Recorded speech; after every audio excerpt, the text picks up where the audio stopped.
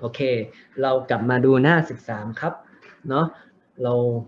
มาดูในส่วนของ learning tree นะครับตรงนี้เราจะเรียนเรื่องการ linking sound นะครับหรือเสียงที่มันถูกลิงก์กันนะครับเนาะเรามาดูครับประโยคที่1ถึง6เห็นตรงนี้ไหมครับมีการขีดนั่นหมายความว่าอะไรครับนั่นหมายความว่าคำนะครับระหว่างเสียงนะครับระหว่างคำ2คำเนี่ยมันถูกลิงก์เข้าหากันนะครับเนาะเดี๋ยวจะเปิดเทปให้ฟังนะครับเราลองสังเกตนะครับเห็นไหมครับระหว่างนี้เมื่อเสียงที่ลิงก์แล้วเนี่ยเจ้าของภาษาเขาจะออกเสียงอย่างไรนะครับเนาะแล้วถ้าเป็นเราเนี่ยเราจะออกเสียงอย่างไรเราลองมาเดาเล่นๆกันก่อนนะครับในลองอ่านนะครับเห็นไหมครับเราอาจจะอ่านได้ว่า would you like a drink นะครับถ้าช้าๆก็จะเป็นอย่างนี้นะครับ did you have a good weekend เห็นไหมครับ this is my friend นะครับ Rachel I'd love a coffee thank you เห็นไหมครับ thank you นะครับเนาะ yes it was okay pleased to meet you นะครับแต่ความเป็นจริงเนี่ยเจ้าของภาษาเขาไม่ได้พูดช้าอย่างนี้นะครับเขาจะพูดเร็วนะครับและการที่เขาพูดเร็วเนี่ยจะเสียงต่างๆจะเกิดการลิงก์เข้าหากันนะครับเราลองมาฟังดูเลยครับ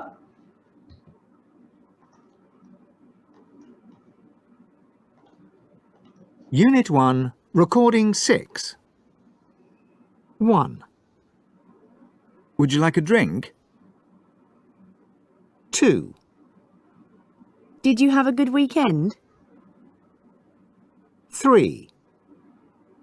This is my friend Rachel. 4. I'd love a coffee, thank you. 5. Yes, it was okay. 6. Pleased to meet you. โอเคนะครับเดี๋ยวเรามาฟังอีกรอบนะครับแล้วสังเกตนะครับเดี๋ยวจะหยุดทีละประโยคเลยนะครับเนาะ would you เราได้ยินอะไรครับฟังนะครับ Would you like a drink? Would you like a drink? Would you like a drink? เห็นไหมครับ would you กลายเป็นอะไรครับ would you นะครับ would you like นะครับ would you like a drink นะครับ would you like a drink นะครับเนาะต่อมาครับ did you เราจะได้ยินอะไรครับ Did you have a good weekend? Did you have a good weekend? Did you have a good weekend? เห็นไหมครับ did you กลายเป็น did you นะครับ did you have did you have เห็นไหมครับลิงก์เสียงกันนะครับต่อมาครับ this is เราได้ยินอะไรครับฟัง This is my friend Rachel. This is my friend Rachel. This is my friend Rachel. นะครับกลายเป็นแล้ว this is นะครับ this is เนาะ this is my friend Rachel นะครับ love นะครับกับ thank you เราได้ยินอะไรฟังนะครับ I'd love a coffee, thank you. I'd love a coffee, thank you. I'd love a coffee, thank you. นะครับ love กลายเป็น love นะครับ I love a coffee thank you นะครับคำว่า thank you เนี่ยเราพูดจนติดปากแล้วใช่ไหมครับเนาะเราลิงก์กันจนติดปากแล้วนะกลายเป็นถ้าช้าๆก็ thank you นะครับเร็วขึ้นเสียงเกิดการลิงก์กลายเป็น thank you นะครับต่อมาครับระหว่าง yes กับ it นะครับ was กับ okay Yes, it was okay.